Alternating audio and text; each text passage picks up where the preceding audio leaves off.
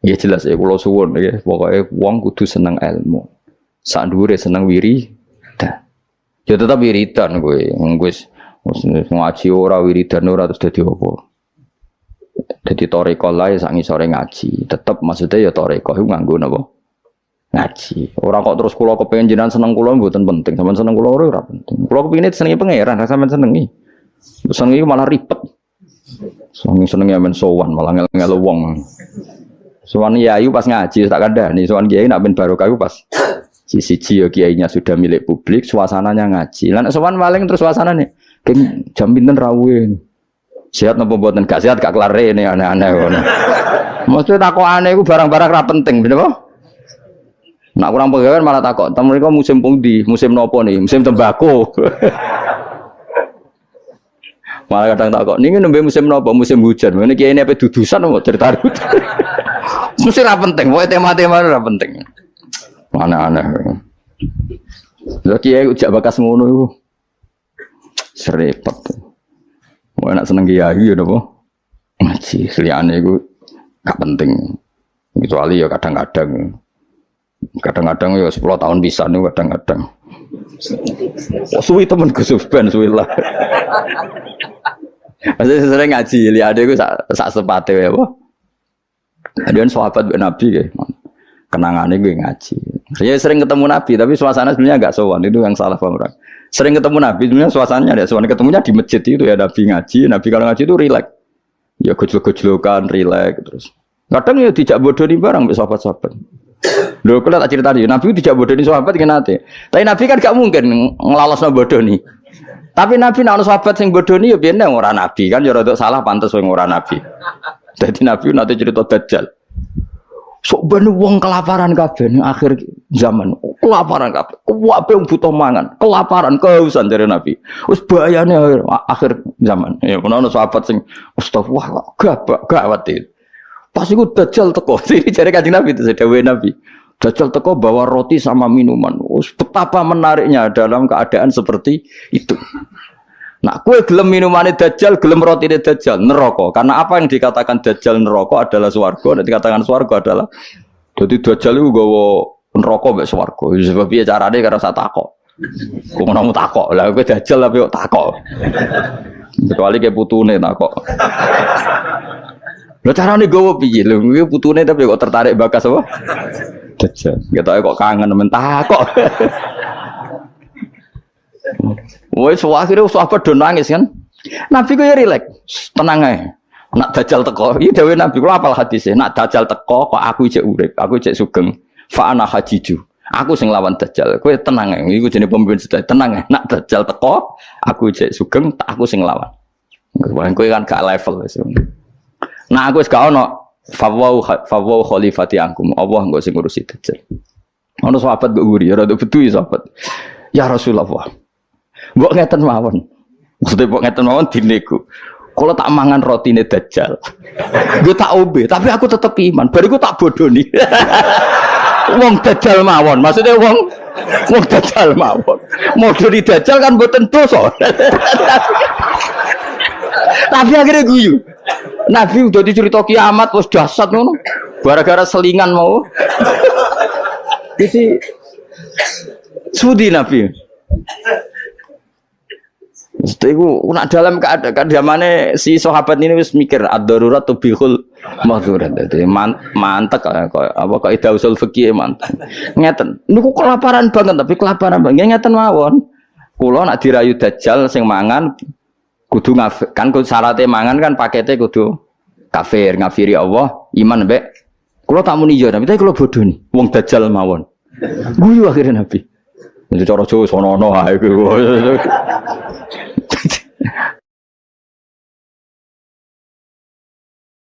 Jadi jangan kira Nabi itu terus wong sowan itu mboten, maksudnya itu ya sering ketemu tapi tidak sowan karena Nabi memang miliknya umat. Jadi kalau ketemu ya di Sufah itu teras masjid. Kadang Nabi hanya ngendikan Abu Bakar sama Umar, terus sahabat do cerita macam-macam zaman jahiliyah. Zaman jahiliyah itu nah cerita lucu-lucu kan. Kowe yang dhisik sing ngefly nganti nuatku ngono. Oh ora aku kowe ono sing marah-marahi. Wah terus fayak khuduna fi amril jahiliyah fayat hakun. Mereka cerita zaman jahiliyah kemudian mereka tertawa.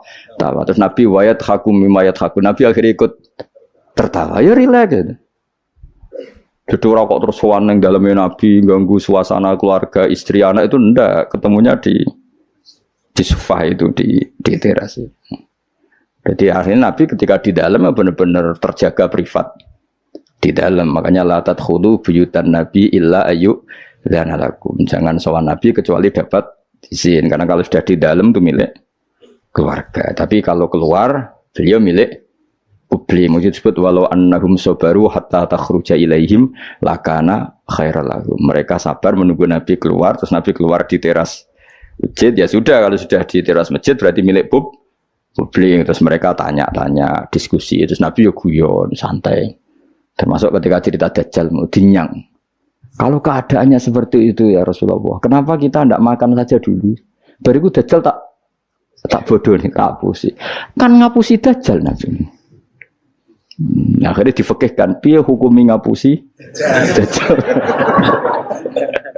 Jadi ya riang, jadi dhisik ku ya riang, yo rileks. Ya karena tadi ya Pak. Ya karena tadi memang kesalahan sahabat itu ya rileks. Tapi saya ulang lagi itu di sufah, bukan di dalam. Di mana? Di sufah. Di sufah itu teras masjid. Itu Nabi kalau sudah di situ rileks sekali karena ya sampai macam-macam sampai pertama di syariat none celono, ngerti ya celono, ya sarawil itu celono, ya gara-gara itu. Nabi bening masjid itu kadang sahabat keturun terus yufdi farjahu ila sama.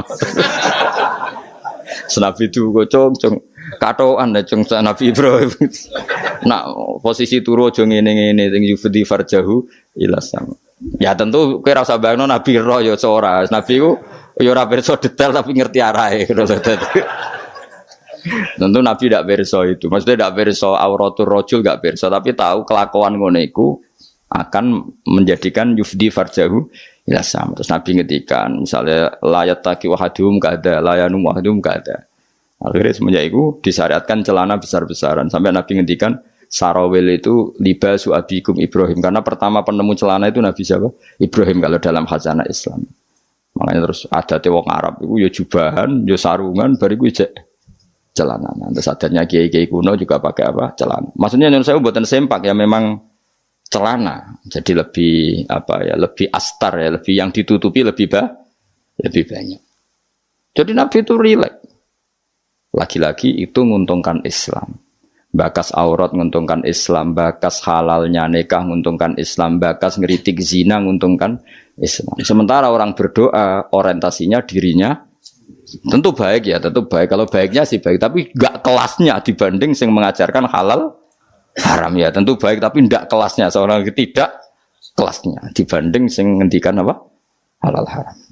Nganter kok simbolo dhewe. Ndonga ora penting, cangkemmu sing ngomong ngono sapa bocah kok. Bocah kok angel temen bener kowe. Angel nerangno wong bidol kok angel. Senengane nyimpul, ngaji ra paham kok. Nah, amit-amit tenan saiki. Ya tapi resiko dadi tokoh wong do nyimpal aku kadang bingung aku sing duwe narasumber ra paham ngono kok terus do nyimpul paham. Ada bingung. Tapi suwakana amruhe koderom medur. Pangeran kersane ngono wis. Serepot-repot. Habis ben ngono sing rame-rame dunya. Lu ngaji kok ora paham tapi senengane apa? Nah, misalnya terus jadi doa itu enggak penting. Yang penting ngaji. Kowe ngaji ora paham. Wis ora usah simpul, wis pokoke mau ngaji mau rungokno. Tapi mau ora paham setel meneh. Wis ngono ae bar ku ya wis, ora usah nyimpul wis bar wis. Ribet kemarin. Ya oke milah ya dadi eling-eling ya karena kelebihannya orang menerangkan halal haram tadi dia ngomong atau mengkampanyakan apa yang menjadi keinginan Islam. Keinginan Islam itu tentu apa? Ingkarul mungkar, mengingkari barang yang seharusnya diingkari dan melakukan satu kebaikan. Dan itu hanya bisa dijelaskan dengan ilmu. Misalnya barokahnya nikah. Orang jelas anaknya siapa, sehingga yang berkewajiban nafkahi siapa. Barokahnya nikah, ini istrinya siapa, yang wajib menafkahi siapa jelas. Tapi kalau zina, ini anaknya siapa gak jelas. Istrinya siapa? Maka terjadi kekacauan sosial. Nah, akhirnya Islam itu bangga be wong alim perkara nih. Dia yang bisa menjelaskan hikmahnya Islam mengharamkan zina, mensyariatkan nikah. Lah nek wong donga kan gak terus mojok Gusti kula nyuwun bojo ae. Terus kan bojo mayu kowe piye? Kan sing untung kowe tok umpama disembadani pangeran sing untung kan untungnya Islam apa? Beda dengan penjelasan pentingnya nikah, haramnya sifah atau haramnya terus kowe nerangno, oh barokahnya nikah. Zainab milik siapa jelas, Sri milik siapa jelas, anaknya anak siapa jelas, kewajiban nafkahnya kepada siapa? Coba kalau perzinaan, anaknya siapa enggak jelas, wong sing urun akeh. Iki anak sapa ya? Nak delok keriting anak iki tapi didelok kan dadi bingung. Kok keriting tapi mripate kok mirip iki, tapi nak irunge kok mirip iki. Apa hasil kombinasi? Wah, bingung. Iku ahli DNA wae bingung kan pusing. Orang kok nek lahir sing tanggung jawab kelahirane iku sapa? Jadi zina iku ruwet. Lha iku sing nerangno ya sing ngaji, sing sitok men egois bakas dirinya ya ora kelas e.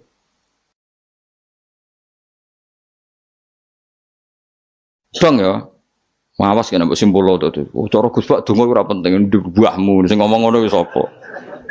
Coba senengane hok. Akan ke grup apa mah.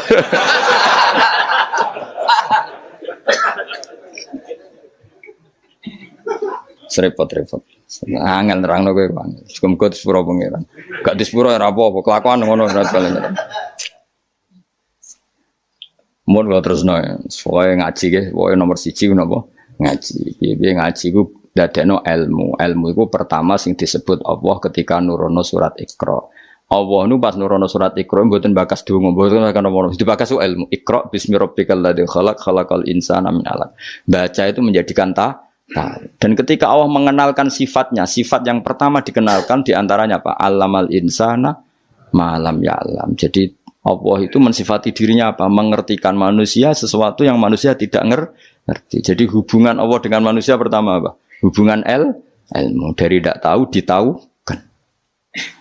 Jadi ora ono niku surat Iqra pertama aja bawah doa ibadi ora ono iku nomor sekian. Yang pertama dikenal apa? Allamal insana malam ya'lam. Allah adalah zat yang mengertikan manusia apa yang manusia tidak ngerti. Jadi agama ini hubungannya Allah dan hambanya pertama juga urusan ilmu.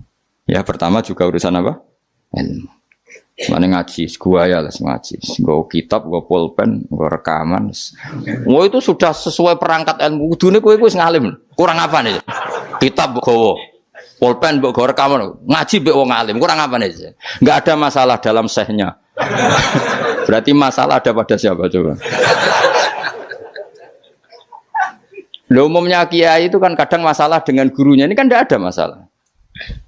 Sopo sing raro Mbah Mun aku murid Mbah Mun. Sopo sing raro Ki Nur Salih roh kabeh.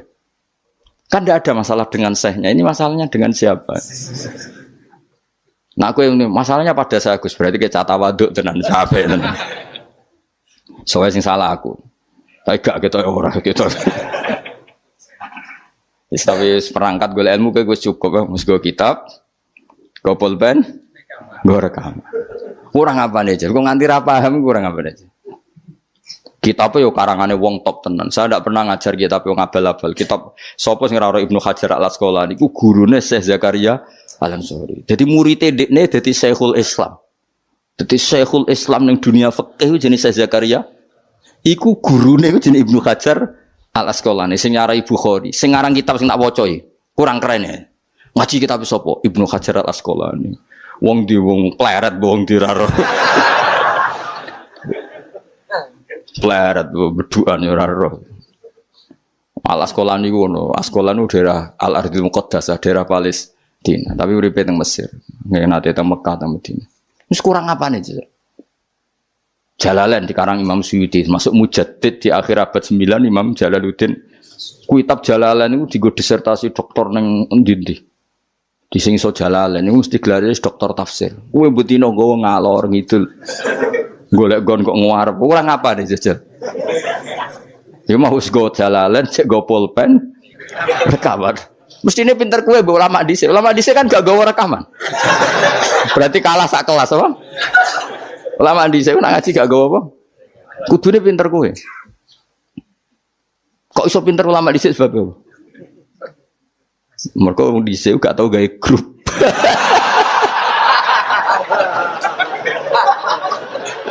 Oh, nah. Oh, ngaji ra paham. Ngaji kok amen. Nggih, masyaallah ya Allah, samit amin.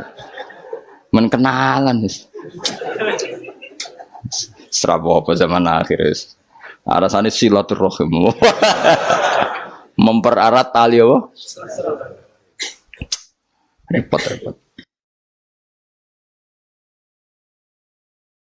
Ya, yang jelas itu kalau kulinakno ya ojo disimpulno. Mergo kesimpulan itu subjektif. Jadi misalnya gini ya, beda ya. Saya itu sangat mencintai, bukan sekedar mencintai, sangat mencintai guru-guru kita. Ya, saya ini rungokno tenan ya. Saya sangat mencintai guru-guru kita, ya utamanya guru-guru kita kayak Mas saya Sarang, Mas saya, ya semuanya semua Mas saya, termasuk Lirboyo, Peloso, Sidogiri, semuanya Kudus, Kajen, Krapyak, semuanya kita mencintai, menghormati. Juga sangat mencintai NU, saya juga mencintai Muhammadiyah, semuanya kita cintai. Cuma kadang-kadang kita mau tidak mau harus beda, beda satu bawaan pemikiran, kadang bawaan zaman. Nah karena beda itu kita ngeritik, tapi ngeritik kan sebetulnya di hal itu saja, apa? Di hal. Kemudian orang menyimpulkan ngiranya dalam semua hal. Sehingga ulama mulai dulu mana tidak terima bahak hadisnya Nabi butuh penjelasan karena Nabi nak duko itu kadang ngendikan laisa minna, tidak termasuk golonganku orang yang pernah menipu. Lalu itu kalau begitu betul kan tidak ada umatnya Rasulullah SAW. Kowe gak sekedar pernah menipu, rizkimu kok bodoh nih. Orang terima sekedar pernah, rizkimu kok bodoh nih. Wah, itu laisa minna ini entek ngamek. Tapi zaman itu ulama sudah mentakwil laisa minna min fitil kal khoslah di sisi itu. Apa? Di sisi itu.